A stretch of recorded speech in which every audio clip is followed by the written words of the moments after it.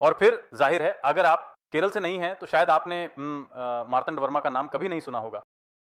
अब मार्तंड वर्मा एक बेहद दिलचस्प शख्सियत हैं।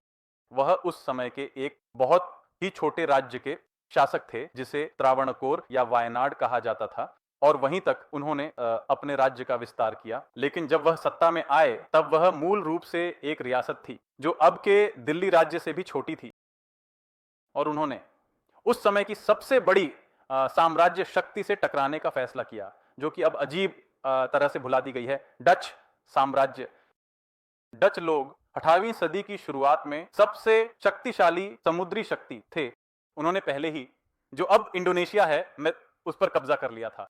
उन्होंने श्रीलंका पर कब्जा कर लिया था और अब वे भारत पर कब्जा करने की कोशिश कर रहे थे जब उनका सामना इस बहुत ही छोटे राज्य शासक मार्तंड वर्मा से हुआ जिन्होंने उन्हें कोलाचल नामक स्थान पर एक युद्ध में हरा दिया जो कन्याकुमारी के ठीक उत्तर पश्चिम में है। और अगर उन्होंने उन्हें नहीं हराया होता तो बहुत संभव है कि मैं यह बात आपसे डच भाषा में कर रहा होता।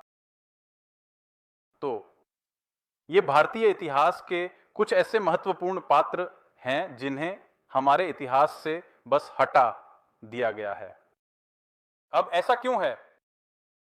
ऐसा इसलिए है क्योंकि बहुत साधारण रूप से पिछले लगभग 800 वर्षों से भारत पर शासन करने वाले विदेशी शासकों ने इतिहास को अपने नजरिए से लिखा जो कि दाखिल स्वाभाविक रूप से अपेक्षित भी है।